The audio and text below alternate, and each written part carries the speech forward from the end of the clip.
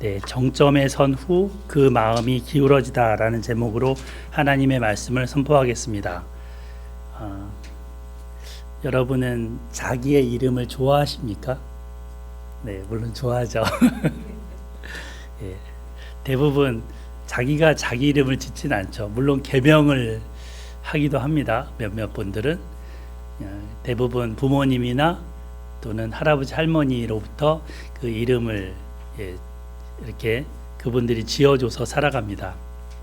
그분들은 우리가 살아가기 전에 이렇게 살았으면 좋겠다라는 소망을 갖고 이름을 지어줍니다. 저도 손주 이름을 이렇게 지어준 적이 있는데 굉장히 고민을 많이 했었습니다. 예.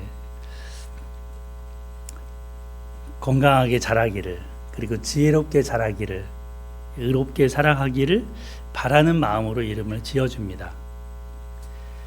저 이름은 할아버지가 지어주셨어요. 돌림자를 물론 있지만, 네. 근데 이 이름값 하면서 살아간다는 것, 그 이름에 따라 살아간다는 것은 쉽지 않습니다. 그죠? 이름을 받았지만 그 이름이 가리키는 그 의미대로 살아가는 그거는 평생의 과제입니다. 솔로몬도 그랬습니다. 솔로몬, 이 이름은 하나님이 지어준 거죠. 여디디아라고도 했지만 그 솔로몬 아버지를 통해서 지어주셨습니다. 근데 그 솔로몬의 이름 뜻이 뭐였을까요? 온전함입니다. 온전함. 샬롬이라는 말이 평강이라는 사람 뜻도 있지만 온전하다라는 뜻이 더 강해요. 온전하다. 근데 오늘 그 본문을 보면 그의 삶은 이 온전함과는 정반대의 삶으로 기울어 갑니다. 지난주에 우리가 솔로몬 19장 10장을 살펴봤었는데요. 그는 666달란트라는 한 해의 세금을 받았습니다. 약 5조 원 정도 된다고 그랬죠. 거기다가 세계 최고의 지혜도 가졌습니다. 또 멀리서 스바의 왕이 찾아올 정도로, 그 정도로 굉장히 정점에 올라왔습니다. 어찌 보면은 이 정도면 온전한 거 아니야 라고 생각할 정도였습니다. 근데 오늘 우리 11장을 첫 절을 봤지만 그는 마음이 점차 하나님에게서 떠납니다. 그리고 다른 것에 더 마음을 기울입니다. 그리고 그의 마음이 온전하지 못했다라고 성경 기자는 쓰고 있습니다. 그가 이름대로 살고 있지 못한 거죠. 근데 이거는 솔로몬에게 주는 질문만은 아닙니다. 나는 내가 받은 이름대로 살고 있는가라는 이 질문. 어쩌면 나 지금 설교하는 저한테도 주는 질문이기도 하고요. 여러분에게도 주는 질문이기도 합니다. 내가 받은 이름대로 살고 있는가? 자, 그래서 이런 속에 솔로몬의 모습을 한번 살펴볼 겁니다. 또 이 솔로몬의 실패 속에서도 멈추지 않는 하나님의 그 신실함도 같이 볼 겁니다. 하나님은 솔로몬의 그 어두운 자리, 그 가운데에서도 하나님은 포기하지 않습니다. 하나님은 계속하여 일하십니다. 어떻게 일하시는지 그것도 보겠습니다. 자, 먼저 1절을 다시 한번 읽어보겠습니다. 1절 시작. 솔로몬 왕이 바로의 딸 외에 이방의 많은 여인을 사랑하였으니 곧 모압과 암몬과 에돔과 시돈과 헷 여인이라. 네. 이 솔로몬은 주변 나라들과 이렇게 정략적인 결혼을 했었다고 했습니다. 특히 처음에 이집트의 바로 왕의 딸과 결혼을 했었고, 그 이후에 주변 모압, 암몬, 에돔, 시돈, 이게 보면은 주변국들을 다 어떻게 보면 얘기를 하고 있는 거죠. 그 여인들을 사랑했습니다. 그리고 이 점차 나아가서 3절에 보면 어느 정도 됐다 하냐면 후궁이 700명, 첩이 300명, 도합 1000명. 공동번역이라는 성경이 있어요. 번역본에. 거기에 1절에서 이 부분을 어떻게 해석을 했냐면, 솔로몬은 매우 호색가였으므로 수많은 외국 여인들과 사랑을 나누었다. 호색가라고 번역을 했습니다. 사실 이 솔로몬은 처음부터 이렇게 그냥 단순한 욕정으로 달려간 게 아니었습니다. 외교적인 전략을 통해서 갔지만, 이 지혜로운 왕이 그런 선택으로 간 것처럼 보였지만 점차 이 여인들에게 빠져간 거죠. 이 숫자 1000명, 이 1000명뿐만이 아닙니다. 성경에서 얘기하고 있는 부분은 계속 반복되는 부분을 우리는 성경을 보면서 주목을 해야 되는데요. 어떤 부분이 반복되는지 한번 눈여겨보세요. 자, 2절에 보면, 중간쯤 보면, 그들이 반드시 너희의 마음을 돌려라고 하고 있죠. 거기 밑줄을 그어보세요. 마음을 돌려.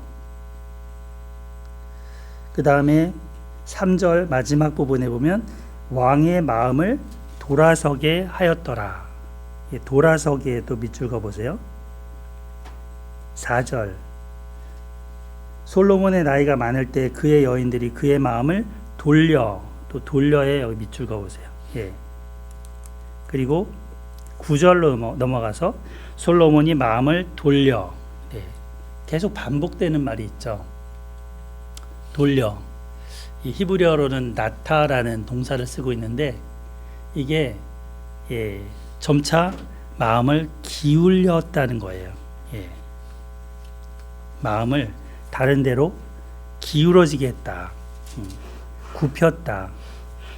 방향이 이렇게 있는데, 여기 보면 화살표가 있잖아요. 쭉 위로 가야 될 선이 점차 이쪽으로 밑으로 내려가는 거예요. 이런 구부러짐, 돌려. 하나님으로 향해서 쭉 가야 되는데, 그 선이 처음에는 1도였다가 처음에는 2도였다가 점차 3도, 4도, 5도, 나중에는 90도가 되는 거죠. 이게 돌려입니다. 마음을 돌려. 처음부터 한 번에 돌린 게 아니라는 거예요. 조금씩 한 걸음씩 두 걸음씩 돌렸습니다. 하나님을 향한 그 온전한 마음, 정직한 마음이 1도 약간 삐뚤어, 2도 약간 삐뚤어. 이렇게 딱 잡아야 되는데 우리 몸도 척추가 이렇게 딱 세우고 있잖아요. 여러분들 이렇게, 그런데 이렇게 앉을 때나 약간 이렇게 네? 또는 걸을 때 또는 서 있을 때 약간 이렇게 하면은 척추가 이렇게 쉰다고 하죠. 처음부터 쉬는 게 아니죠. 그 습관이, 그 자세가 이렇게 몸을 무너지게 하는 자세가 되게 하는 것처럼 솔로몬의 마음이 그렇게 됐습니다. 돌려. 여자들이 한꺼번에 그냥 솔로몬의 마음을 확 잡아서 확 돌려버리는 게 아니라니까요. 조금씩 자기도 모르는 사이에 방향이 바뀌어 갑니다. 이거는 그의 이름과 반대되는 모습이라는 거죠. 결국은 거기 4절에 보면 그 뒷부분에 그의 하나님 여호와 앞에 온전하지 못하였으니 라는 말씀이 나오죠. 열왕기 기자가 쓰고 있는 건데요. 그 다음에 하나님도 그 그 뭐죠? 6절에도 나오죠. 여호와를 온전히 따름같이 따르지 아니하고. 이게 원어 성경으로 이렇게 좀 확인을 해보면 앞에 여기 보여드린 바와 같이 이 샬롬 이 단어를 그대로 쓰고 있는 거예요. 솔로몬이 샬렘하지 않았다. 온전하지 않았다. 그래서 그 발음이 똑같잖아요. 워드 플레이처럼 온전하지 않았습니다. 이름처럼 되지 못했다는 겁니다. 가장 지혜로운 사람이 마음의 방향이 기울어졌더니 본질을 잃어버리고 이름값하지 못하고 있습니다. 이 설교를 준비하다가 이런 사례가 좀 있을까, 현대에도 이런 사례가 있을까 한번 찾아봤습니다. 2007년에 노키아라는 회사가 있었더라고요. 혹시 이우승 사장님, 집사님은 아실라나? 노키아, 그죠? 예, 휴대폰.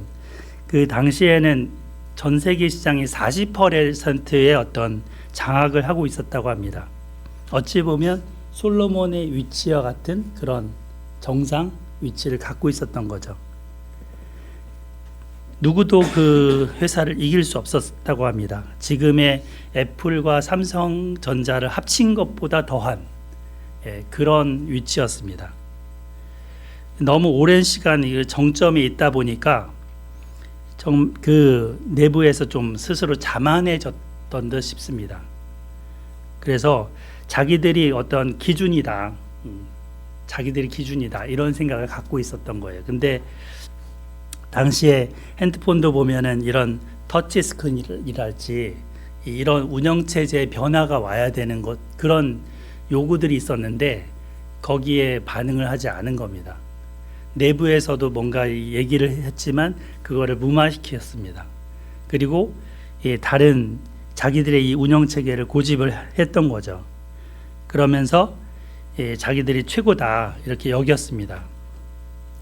결국에는 이 회사는 마이크로소프트에 이렇게 매각되는 상태가 되어버렸습니다.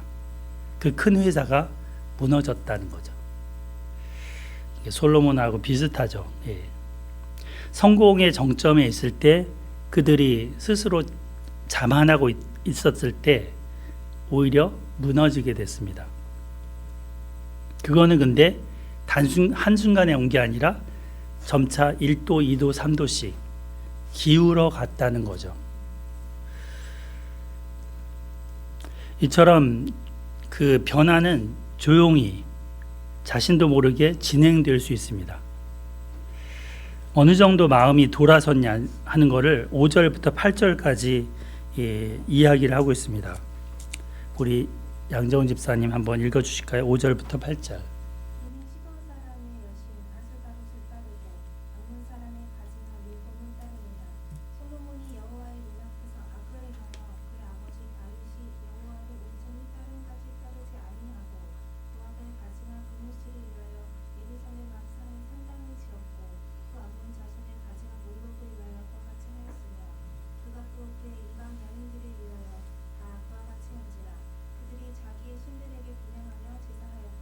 네, 감사합니다. 예루살렘 앞산 그 성전이 보이는 바로 그 자리에 이방 신전들이 들어섰습니다. 하나님의 영광을 담기 위해 지어졌던 그 솔로몬이 7년 반 동안 지었던 그 성전 바로 건너편에 하나님의 영광을 가리는 우상들이 세워졌습니다.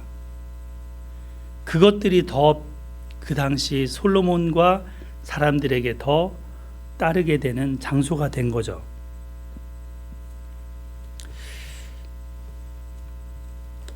우리 삶에도 이런 게 찾아올 수 있습니다. 우리 마음을 차근차근 조금씩 갉아먹는, 좀먹는 것들이 생길 수 있습니다. 이거를 물리치고 싸우지 않으면 어느덧 그게 더 커져 버립니다. 오랫동안 신앙생활을 하더라도 그렇습니다. 어느 순간 예배가 형식적이 될 수 있습니다. 기도가 그냥 딱딱해질 수 있습니다. 하나님보다 더 우선되는 게 더 커질 수 있습니다. 예. 보통 이제 대학 입시 되게 중요하죠. 근데 이게 더 커져 버릴 수 도 있어요. 또 부동산, 굉장히 재산 이런 부분도 중요하죠. 근데 이게 하나님보다 더 커져 버릴 수 있습니다.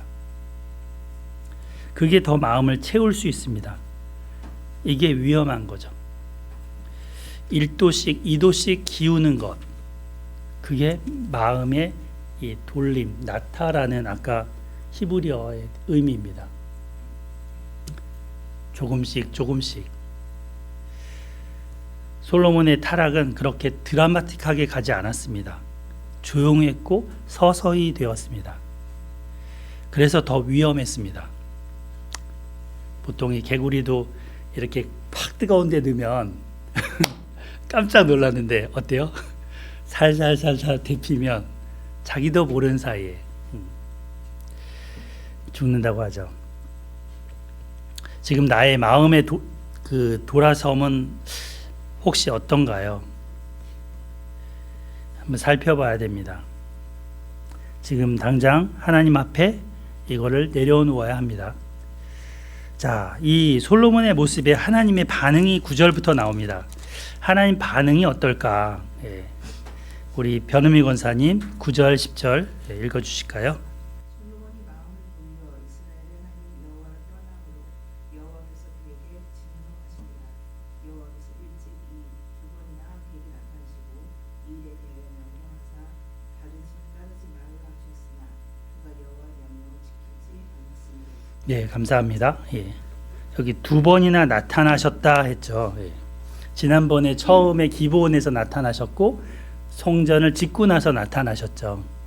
이렇게 나타나시면서 동일하게 말씀을 하시면서 명령을 하셨었어요. 그때마다 다른 신 떠나에게 가지 마 이러셨죠. 근데 듣지 않습니다. 솔로몬이. 이때 어떻게 한다고 하십니까? 하나님은 11절에 하나님이 선언이 나오는데 네게 이런 일이 있었고 또 네가 내 언약과 내가 네게 명령한 법도를 지키지 아니하였으니 내가 반드시 그 나라를 네게서 빼앗아 네 신하에게 주리라. 여기 반드시의 밑줄을 가보세요. 반드시 빼앗는다는 거예요. 반드시 뺏는다. 협상이 타협이 없어요. 하나님은 하나님 하시고자 하면 반드시 하십니다. 유예 기간도 없습니다. 반드시 그렇게 한다. 그래서 평생에 지금 40년간 거의 40년간 쌓아놓은 것을 다 뺏긴다는 겁니다.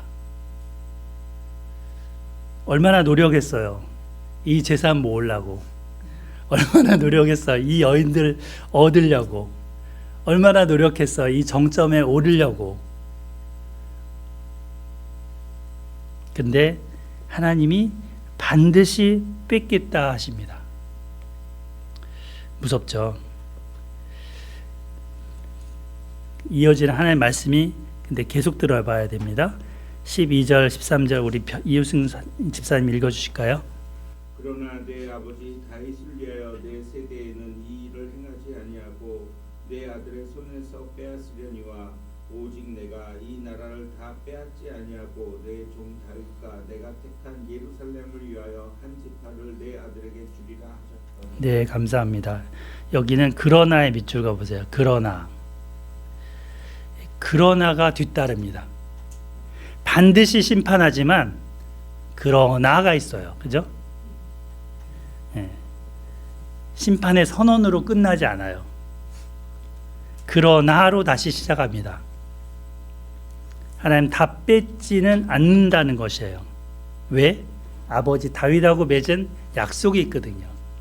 다윗 언약. 사무엘하 17장에 있는 그 다윗 언약 때문에 사무엘하 7장이죠. 네. 그 언약 때문에 남겨두시는 한 지파가 있습니다. 그리고 솔로몬이 살아있는 동안에는 즉각적인 심판은 잠시 유보하겠다 하십니다. 이게 그러나가 하나님의 방식입니다. 그러나 다 끝난 것 같지만 그러나가 있다니까요. 역전이 있다니까요. 심판 가운데도 긍휼을 남겨주십니다. 그래서 끝이 아닙니다. 하나님의 심판 선언 안에 이 그러나가 있다는 것을 기억합시다. 그러나가 없는 하나님의 문장은 없어요. 그러나가 있어요. 우리 선지서를 보면 항상 선지자들을 통해서 심판을 예언하잖아요. 근데 그 선지서 끝까지 읽어보면 그러나로 시작됩니다. 희망을 이야기하고 돌아올 회복을 이야기합니다. 왜? 하나님에게는 긍휼과 자비가 있거든요. 인애, 헤세드가 있거든요. 우리에게 이 말씀이 깊이 다가오기를 바랍니다. 이미 많이 기울어진 것 같아서 너무 멀리 온 것 같다, 이런 마음이 드시는 분 계실까요? 이미 거의 자포자기 상태다. 하지만 하나님의 그러나가 있습니다. 그러나 솔로몬이 무너졌을 때도 하나님은 그러나를 쓰십니다. 그러나 네 아버지 다윗을 위하여. 지금 여러분에게도 하나님은 그러나를 쓰고 계십니다. 2번 먼저 찾아오셨어요. 그리고 우리가 잘못했어요. 이제 나는 더 이상 너를 향해서 사랑을 베풀지 않을 거야, 이렇게 뒤돌아서 계시지만 그러나가 계십니다. 지금 여러분이 여기 앉아 계신 것, 그게 그러나의 증거입니다. 하나님이 여러분을 사랑하시는 증거입니다. 자, 그 속에서 또 하나님이 하시는 게 있습니다. 이 약속을 하시고 나서 하나님이 하시는 일들이 14절부터 우리 뒤에 40절까지 나오는 부분입니다. 어떤 일을 하시는가? 하나님은 어떤 일을 하시는가? 우리 서인자매님 중간고사 기간인데도 이렇게 엄마 따라 나와서 예배를 드리는 귀한 모습에 감사합니다. 우리 서인자매 한번 읽어주실까요? 14절부터 19절까지.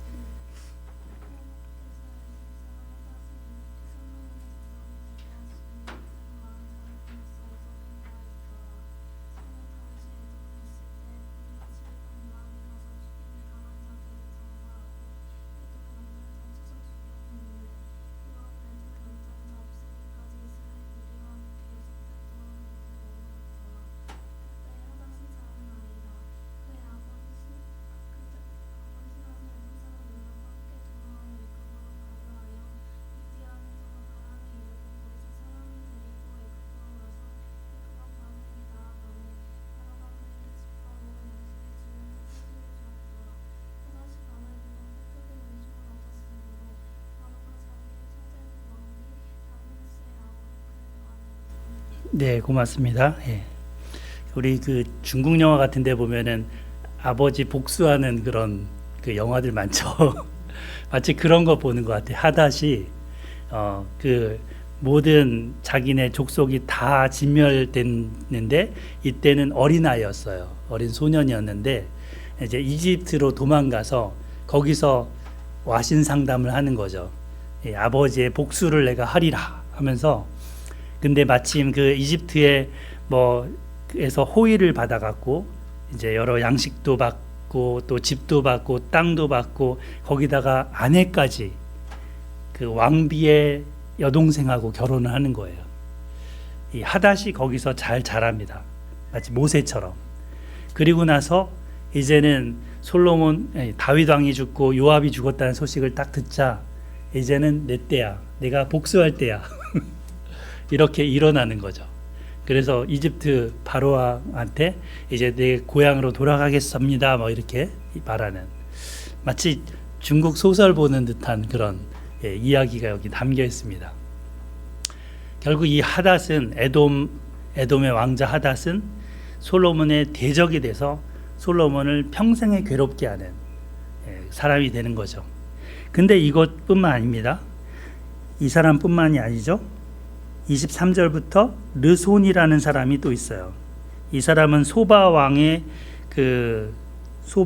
하닷에서부터 도망한 자다 하면서 르손이라는 사람이 있는데 이 사람도 그 솔로몬의 아버지 다윗 때 그때 사람이에요. 그죠? 근데 그가 또 이 솔로몬 때 대적이 됩니다. 이 일들이 일어납니다. 대적이라 하면은 히브리어로는 사탄이에요. 사탄. 사탄이라는 단어를 쓰고 있어요. 그러니까 솔로몬에게 사탄 노릇을 한 두 사람이 언급되고 있는 거죠. 한 사람은 하닷, 한 사람은 르손. 근데 이 사람뿐만이 아니죠. 뒤에 또 한 사람이 등장하는데 이 사람이 진짜 대적이죠. 여로보암. 이 세 사람이 나타납니다.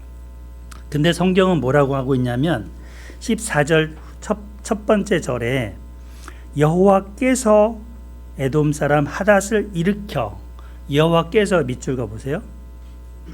또 23절 하나님이 또 엘리야다의 아들 르손을 일으켜, 거기에도 밑줄 그어보세요. 하나님이라고 하고 있죠. 그리고 더불어서 뒤에 가면 이제 여로보암한테도 이 말씀을 하면서 하나님이 말씀을 하시는 거예요. 그러니까 이 세 사람 모두 누가 일으킨 겁니까? 하나님이 일으킨 겁니다. 하나님이 배후에서 일하신 겁니다. 언제?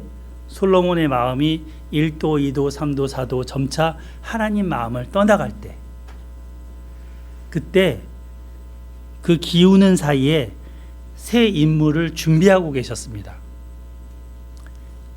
에돔은 사실은 약소국이었죠. 이스라엘에게는. 근데 거기에서 한 사람이 나옵니다. 또 다메섹, 이 아람에서 한 사람이 나오고, 거기다가 내부에서 또 한 사람이 나옵니다. 내부에서 사실 잘 솔로몬을 도왔던 사람, 솔로몬이 키웠던 사람, 여로보암이 대적 역할로 성장하는 겁니다. 가장 안전하다고 믿었던 그곳이 가장 위험한 리스크가 되었습니다. 근데 여기 하나님 마음이 보이시나요? 우리가 하나님 마음을 점차 떠나면 하나님이 우리의 대적이 되십니다. 하나님이 대적을 일으키십니다. 왜요? 그거 있잖아요. 바람 피는 여자 있으면 아내 있으면 남자 부부 사이에 남편이 바람 피면 여자가 이제 이를 갈면서 사랑하기 때문에, 질투하기 때문에 무슨 수를 못 써요? 그죠? 그런 마음이신 거예요. 어떻게든지 돌아오기를 바라는 마음. 그래서 그 마음이 힘들게 해서라도 돌아오기를 바라는 마음. 그 마음으로 대적을 일으키셨습니다.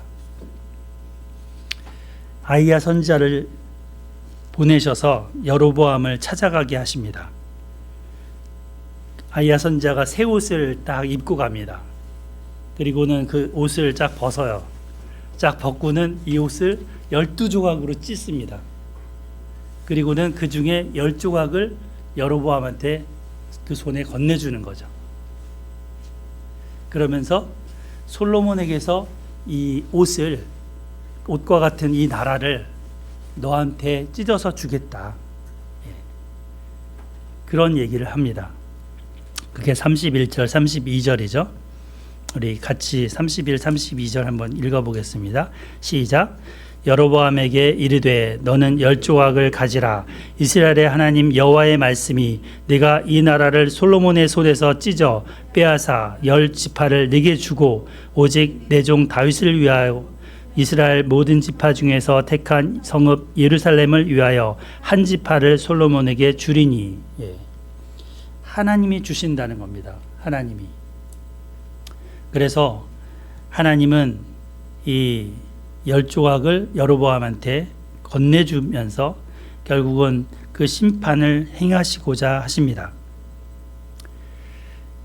솔로몬은 12지파를 유지할 자격이 이제는 없다는 겁니다. 자격 상실이라는 겁니다. 남들이 다 부러워했던 그 황금 시대를 누렸던 솔로몬은 이렇게 하나님의 버림을 받습니다.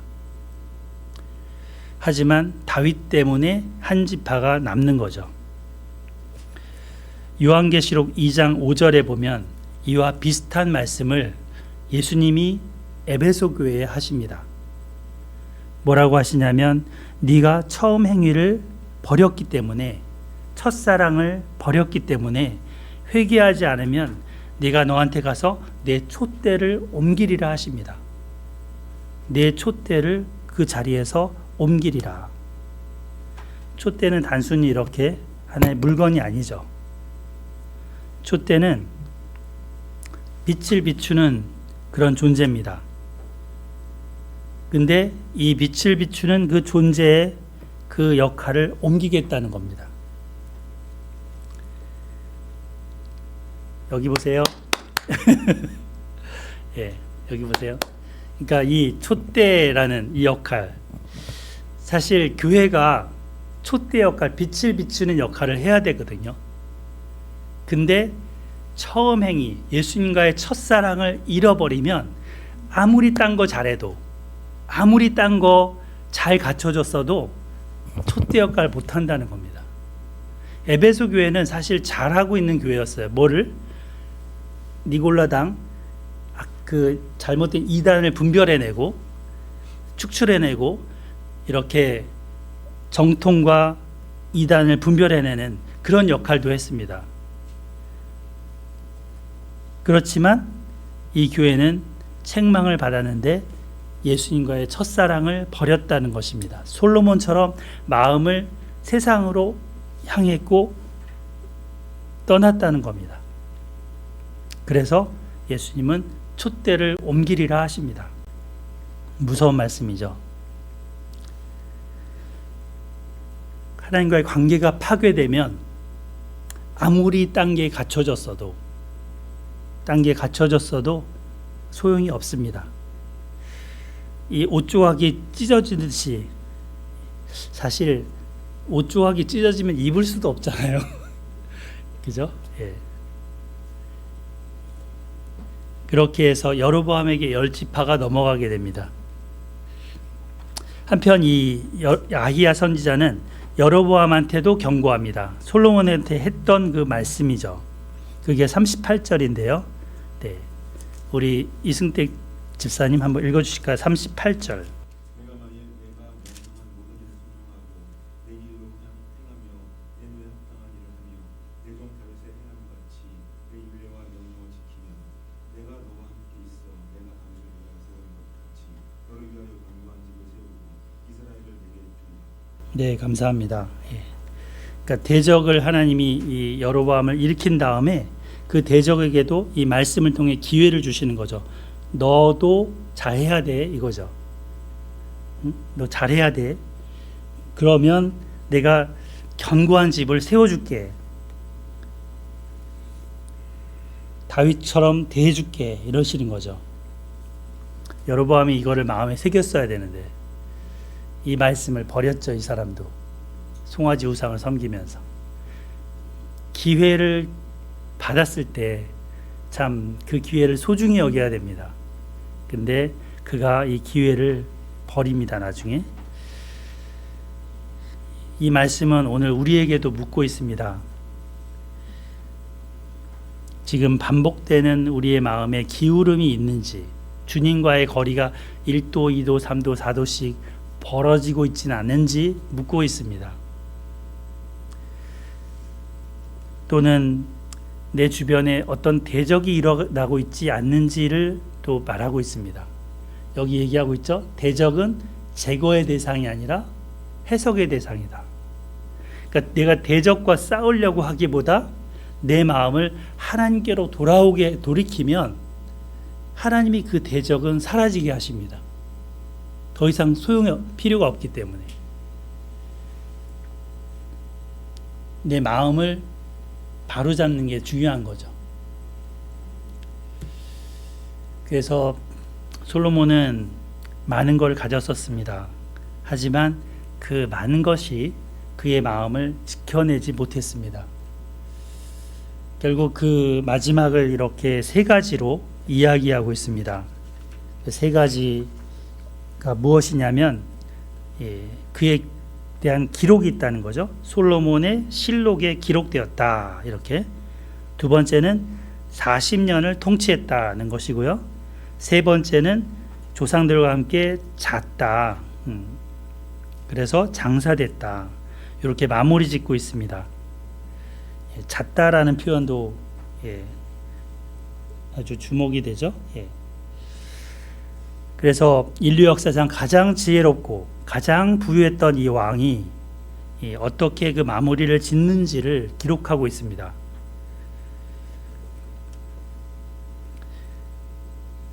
무엇이 중요할까요? 주님이 우리의 마음의 중심이 되어야 합니다. 온전해야 합니다. 샬렘. 솔로몬의 이름처럼 샬렘, 온전해야 합니다. 이것이 끝까지 바르게 살아가는 길인 거죠. 그리고 요한계시록으로 치면 처음 사랑을 가지는 것입니다. 예수님과의 첫사랑.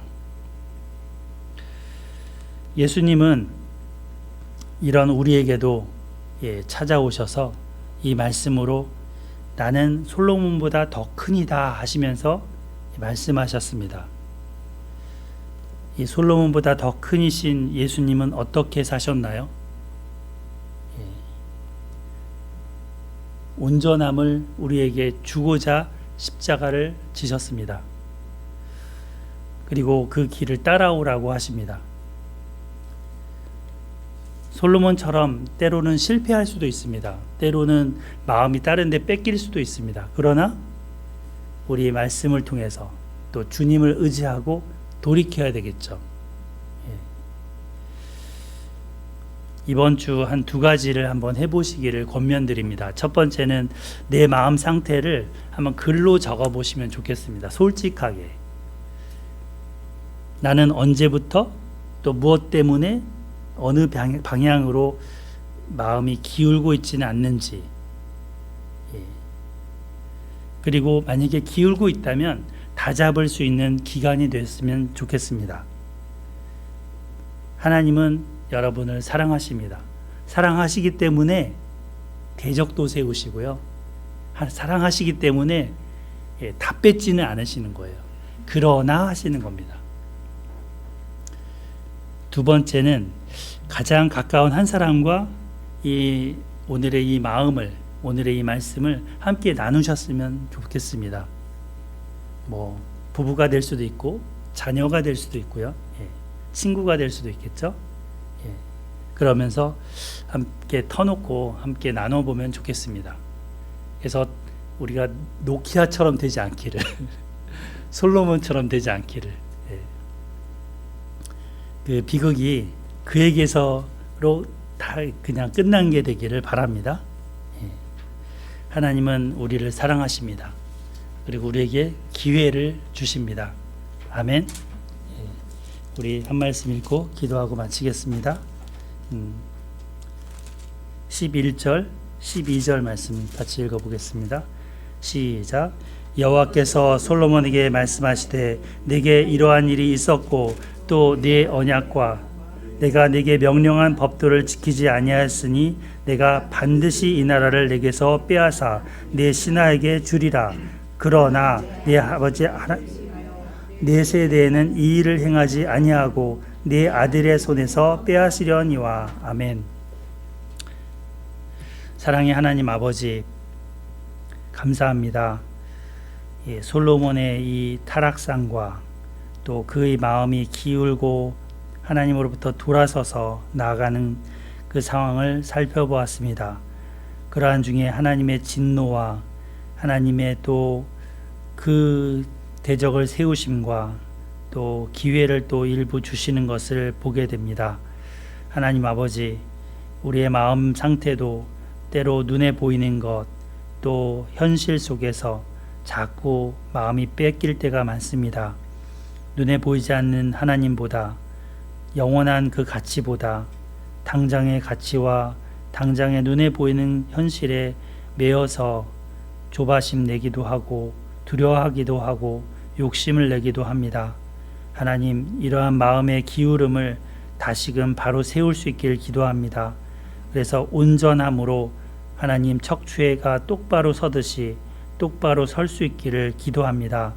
하나님 아버지, 그래서 하나님 우리 교회가 주님이 거하시는 교회요 촛대로서의 역할을 잘 할 수 있는 교회가 되게 해주시고, 우리 각자가 그러한 빛을 발하는 역할을 다 할 수 있기를 기도합니다. 하나님 아버지, 에스라 소망교회를 긍휼히 여겨주시고 여태까지 인도해 주신 주님 감사합니다. 앞으로도 저희 교회가 온전함의 교회가 될 수 있도록 인도해 주시옵소서. 성령님께서 운행하여 주시고 촛대를 옮기지 말아 주시옵소서. 하나님 아버지, 주님이 거하실 때 모든 것입니다.